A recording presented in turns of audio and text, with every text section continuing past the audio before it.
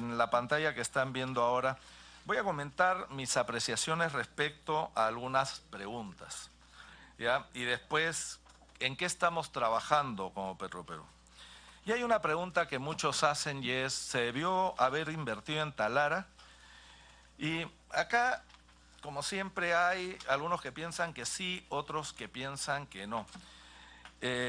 A mí lo que me corresponde en la responsabilidad que tengo como presidente de directorio es, hicimos el análisis y estamos cumpliendo de acuerdo a ley. Yo creo que la inversión en la refinería de Talara va a traer una serie de beneficios para el país que los voy a detallar en las siguientes preguntas, cuando responda a las siguientes preguntas. ¿Ese dinero no debió haberse destinado a otros proyectos? Esa fue una pregunta que me hicieron en un foro, en el Día de la Energía. Y para empezar, el dinero que Petroperú está invirtiendo, salvo los 325 millones de dólares que recibió de aporte de capital, no son fondos del Tesoro Público, son recursos que ha generado la empresa o es endeudamiento que ha obtenido de terceros.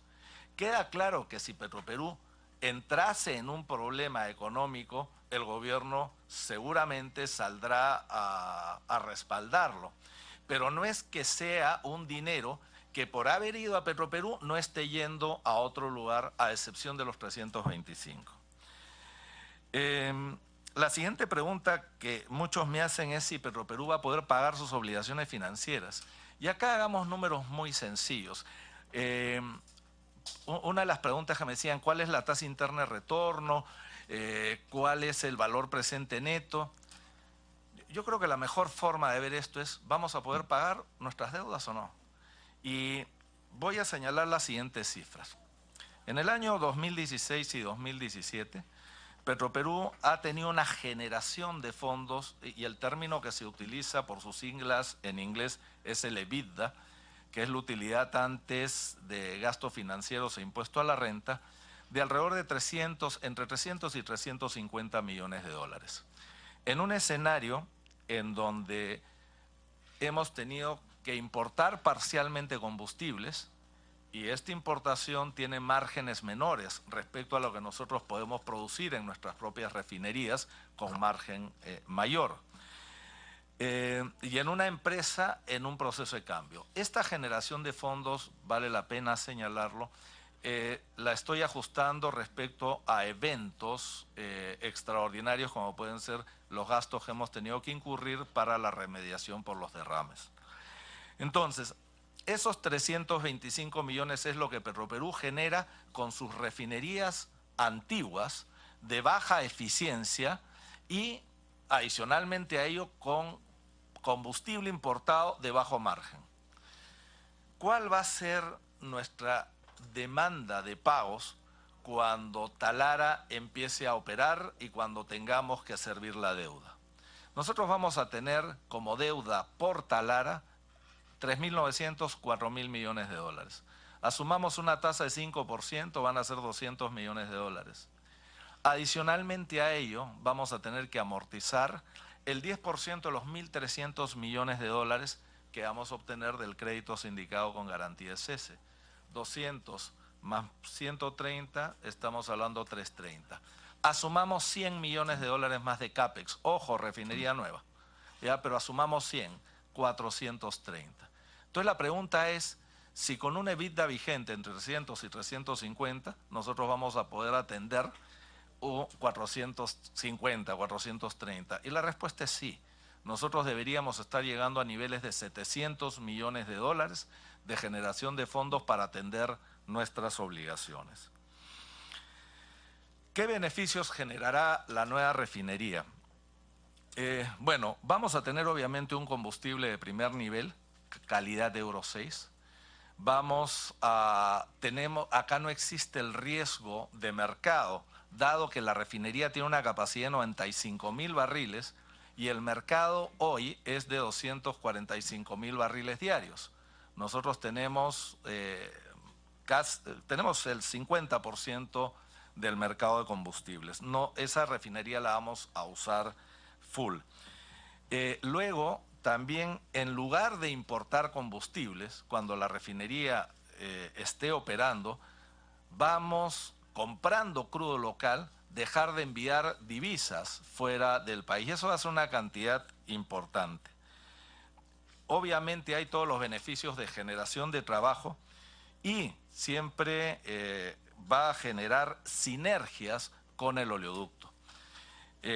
Y engancho con la siguiente pregunta: ¿existen sinergias entre la refinería y el oleoducto? Nosotros hemos podido ver que en los últimos 10 años la producción de hidrocarburos ha bajado dramáticamente. Y ha bajado por una serie de razones. Los plazos de adjudicación de lotes, las tasas de las regalías, la seguridad que del ducto, los costos de transporte, los requerimientos ambientales, las demandas sociales que no han sido atendidas y la poca seguridad que tiene el ducto. Nosotros estamos desarrollando un nuevo modelo de negocio para el oleoducto que ha sufrido una serie de variaciones respecto al plan inicial que teníamos, y lo voy a comentar rápidamente.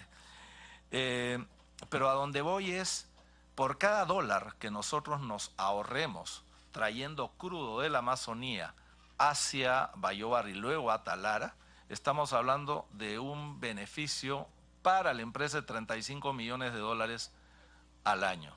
Son 95.000 barriles por $1, 95.000 dólares por 365, son casi 35 millones de dólares al año, que va a equivaler al 5% del EBITDA de Petroperú. Las empresas privadas, con tal de tener un 5% incremento en su EBITDA, hacen lo que sea. Entonces, nosotros tenemos que ver acá la refinería no de una manera aislada, la tenemos que ver de manera integrada.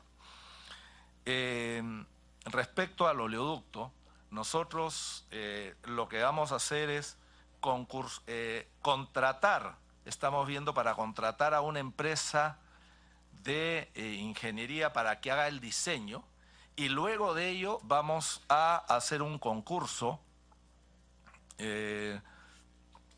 para que vamos a invitar a distintas empresas para que se presenten y podamos armar la actualización tecnológica del oleoducto y la extensión del mismo, que es otro proyecto. Otra de las preguntas que han hecho ha sido que terceras personas hacen: ¿qué debemos evitar para que se generen estos errores en el futuro?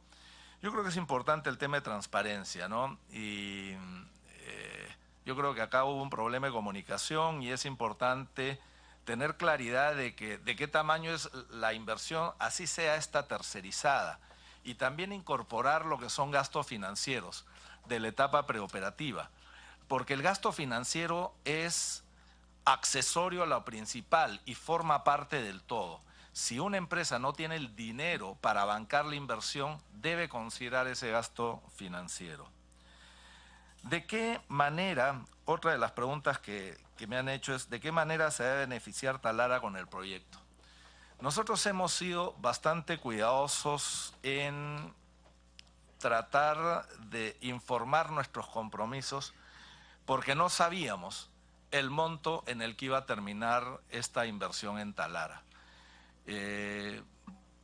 Suena extraño, pero así fue. Este fue un proyecto que empezó en donde no teníamos conocido el costo. Nos falta, yo diría que de los 5.000 millones que estamos estimando, nos falta certeza en los últimos 100 millones. 4.900 están prácticamente conocidos, porque lo que se tiene con Técnicas Reunidas es a suma alzada.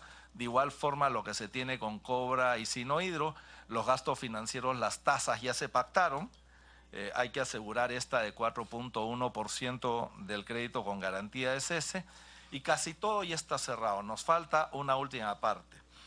Entonces, nosotros lo que queremos desarrollar con Talara va por dos ámbitos: por responsabilidad social y por proyectos de desarrollo, ¿no? En nuestra opinión, sabemos que algunas personas así no lo consideran, pero al menos es nuestra visión, hemos contratado mano de obra local, la no calificada, superior al 70%. De ahí tenemos compromisos con la educación, fortaleciendo la infraestructura. Hubo un colegio, el Colegio Villarreal, que está en una zona cercana a la refinería que estamos construyendo en otro lugar, una nueva infraestructura para este colegio con una inversión de 14 millones de soles. También apoyamos con útiles escolares, hacemos talleres para el cuidado del ambiente, damos becas para el Senati, 160 becas, emprendimientos, conjuntas vecinales, campañas de salud. Estamos recomponiendo el sistema de recojo de basura de Talara. Talara es una ciudad que lamentablemente está muy sucia y estamos buscando recomponer ese sistema, ¿no? Igual queremos apoyar y estamos apoyando el fortalecimiento institucional del municipio y apoyando con gente para destrabar proyectos que ya tienen informes técnicos pero que no avanzan. Hemos contratado Senfotur para impulsar el turismo y también conjuntamente con Savi, una empresa petrolera, para preservar la fauna. Con Incaterra estamos apoyando al pescador artesanal y buscamos sinergias con otras empresas por el tema de agua y vamos a ver qué podemos hacer en obras por impuestos. Y bueno, han habido algunos cumplimientos respecto a asfaltar vías de la ciudad. Otra de las preguntas que hacen es si es que va a subir el precio de la gasolina. Y en realidad, esta es la ley vigente, lo que dice es el mercado regula el precio. Y nosotros el precio que estamos utilizando es un precio de paridad de importación, como que cualquier agente operador importase combustible.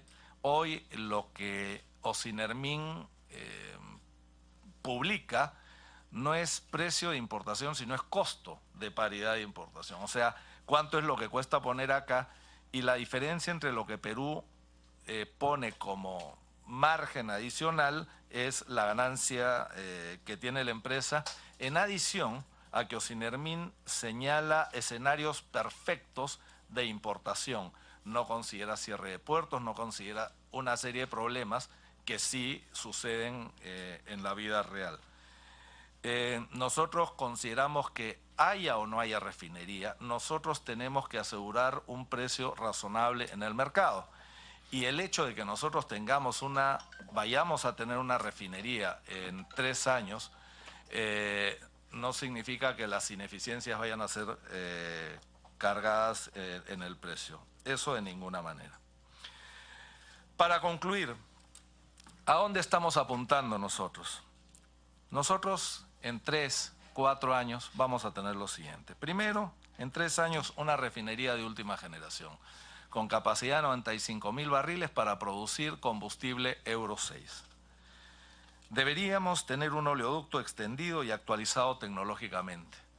Hoy hay una ley, me parece que es del 2007-2008, que le dice a Petroperú actualiza el oleoducto, y el decreto legislativo de diciembre del 2013 lo que le pide es tener una operación segura.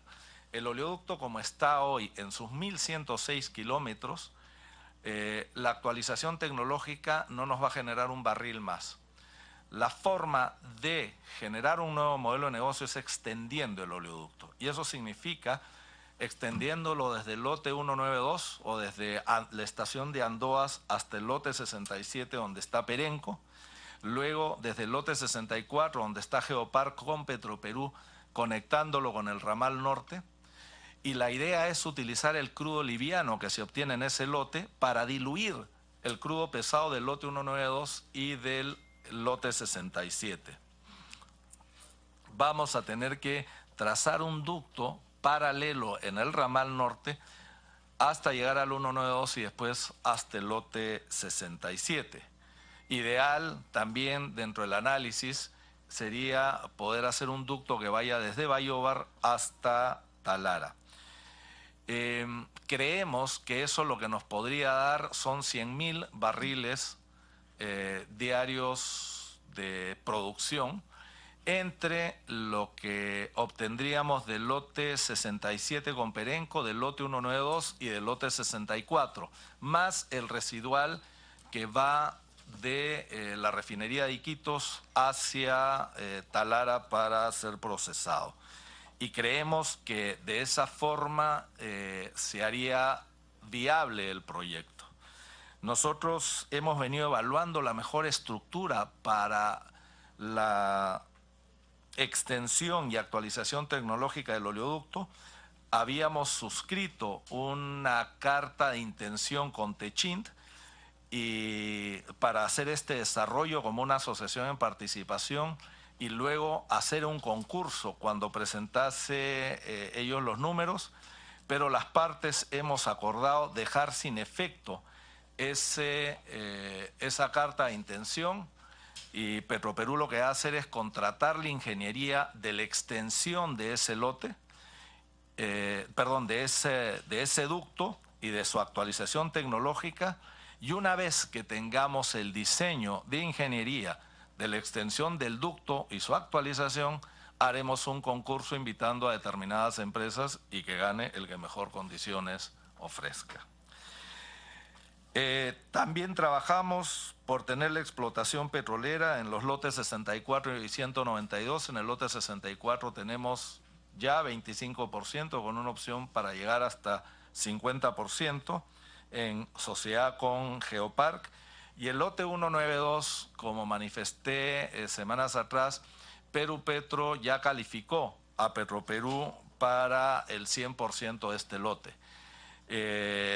Hoy Perupetro está en todo el desarrollo, lo que es la participación ciudadana, y la siguiente etapa que se viene es la etapa de negociación. Hoy leía con mucho agrado que Perupetro otorgaba a empresas petroleras lotes con regalías de 5%. Y tratando de hacer un análisis entre esas regalías de 5%, que lo que hace es eleva las reservas,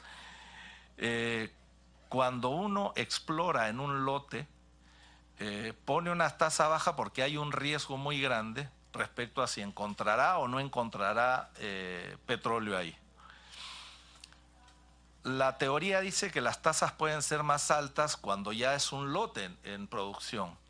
Pero también debemos considerar cuando un lote está en su etapa de declive o cuando el porcentaje de crudo que se obtiene es muy bajo, como es el caso del lote 192, en donde tenemos de cada 100 barriles, 98 son agua y 2 son petróleo. Entonces, esa es una consideración a tomar en cuenta que nosotros señalaremos cuando se inicien las negociaciones con Perupetro. Concluidas las negociaciones, saldremos al concurso para buscar el socio que nos acompañe. También estamos trabajando por tener una empresa blindada para hacerla sostenible. Una de las mejores instituciones que tiene el Estado, en mi opinión, es el Banco Central de Reserva. En sus últimas décadas ha demostrado una responsabilidad y una autonomía que todos destacan. Petroperú requiere lo mismo, requiere lineamientos del Estado, pero requiere un directorio que tenga un nivel de autonomía determinado para evitar el apetito político del gobierno de turno. Si un gobierno es por 5 años, el directorio de Petroperú debería ser nombrado a mitad del gobierno de turno por 5 años. De esta manera va a tener vinculación con el gobierno de turno en su segunda mitad y con el gobierno entrante en su primera mitad.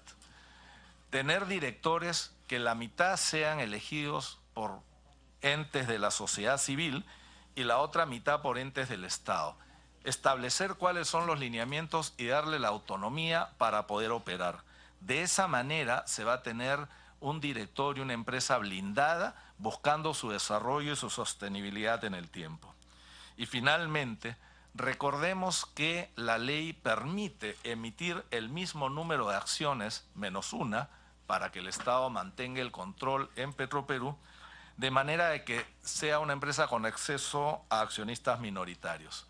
Un accionista minoritario lo que hace es pide derechos de minoría y esto hace que las empresas trabajen más eficientemente. Nosotros estamos tras eso y creemos que si estas cosas se dan, vamos a tener en un futuro un Petroperú modernizado y más eficiente. Muchas gracias, presidente. Gracias, señor García Rosell. Luego de una hora de exposición, que nos parece muy bien, vamos a pasar a la rueda de preguntas. Tiene la palabra la congresista Gloria Montenegro. Gracias, presidente.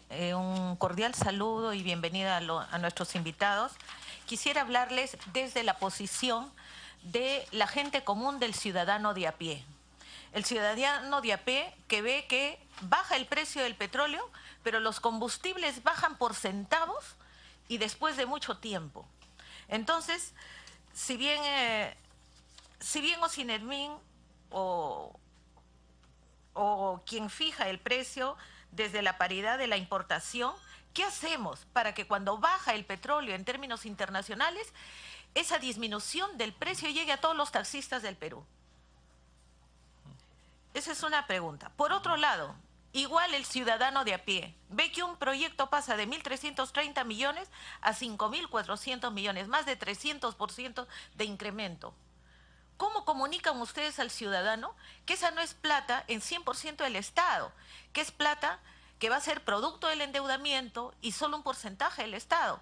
Porque si ustedes leen los diarios a nivel nacional, se van a dar cuenta que los comentarios son los siguientes: con 5.000 millones si hubiesen hecho tantos hospitales, si hubiesen hecho tantas escuelas, si hubiesen hecho tantas carreteras, si hubiesen hecho las casas destruidas por las inundaciones.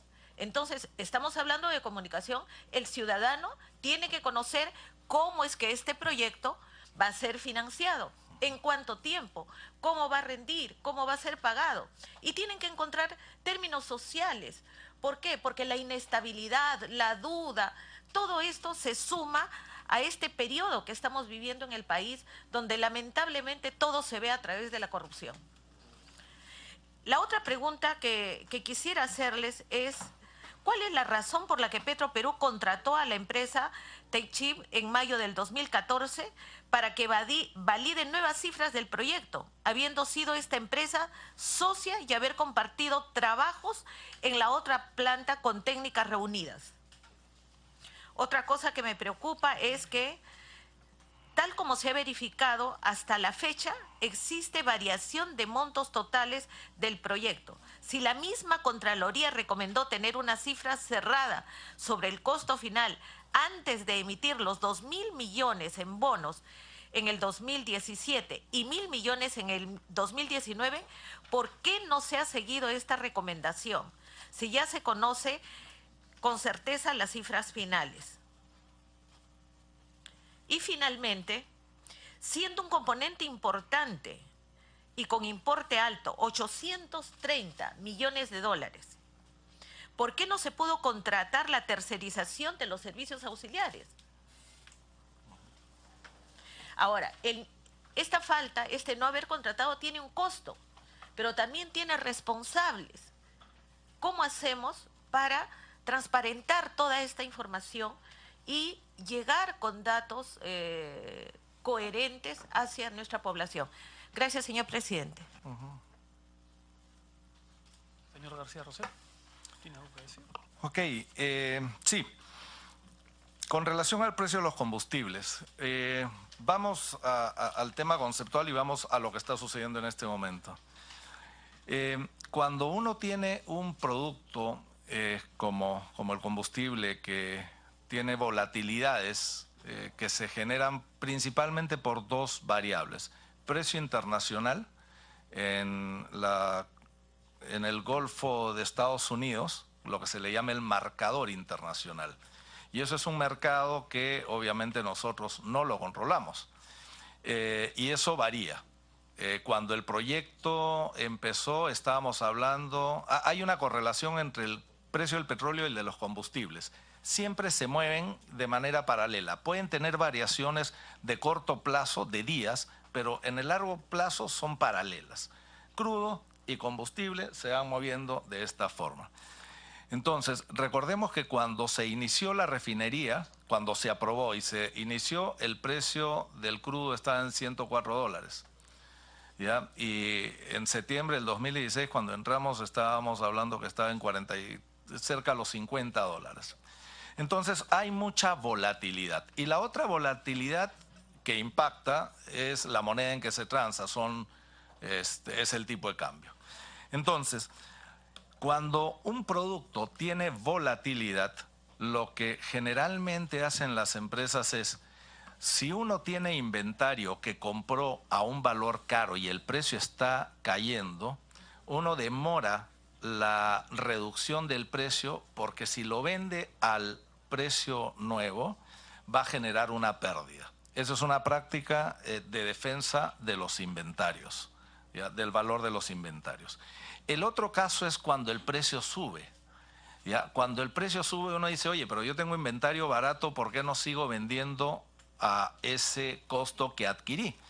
Porque el costo de reposición del nuevo inventario va a ser más alto. O sea, con lo que uno venda no va a alcanzar para reponer la misma cantidad que compró anteriormente. Y eso viene sucediendo. Eso es un componente. Un segundo componente es, debemos mirar toda la cadena. Porque la cadena no termina únicamente en el precio de lista de Petroperú. Petroperú vende a estaciones de servicio y a mayoristas. Y los mayoristas también llegan a estaciones de servicio. Entonces, nosotros podemos hacer ajustes y no necesariamente esos ajustes se transfieren a los consumidores. Estamos trabajando en Petroperú para colgar en la página web, si bien nuestros precios se mantienen permanente, pero para tratar de tener una mayor cobertura de información respecto a estos temas. Con relación a la comunicación, a la segunda pregunta que señaló sobre los 1.300 a los 5.000 millones, yo partiría de lo siguiente. Los 1.300 fue el monto en infraestructura que se estimó cuando en una etapa de ingeniería conceptual. Las ingenierías tienen distintos niveles de detalle. Cuando es conceptual es muy gruesa y falta validar muchísimas cosas. Y cuando uno llega a la parte final, que es la ingeniería de detalle, eso es totalmente precisa. El problema cuando uno hace una ingeniería conceptual es que se les puede estar escapando muchísimas cosas, cosa que sucedió en Talara. Sin embargo, pasar a la ingeniería básica o básica extendida, el importe en estudios que hay que invertir es mucho más alto. Entonces, hay acá un juego que hacer entre invertimos más dinero en estudios para tener una mayor precisión del monto o no. Yo creo que el error acá fue partir con una ingeniería conceptual. Pero ahora bien, fueron 1.300 millones. Lo que tendríamos que hacer es un comparativo de los 1.300 con los 5.000 y yo le quitaría primero los gastos financieros, porque uno habla de infraestructura y el otro habla de infraestructura y gastos financieros.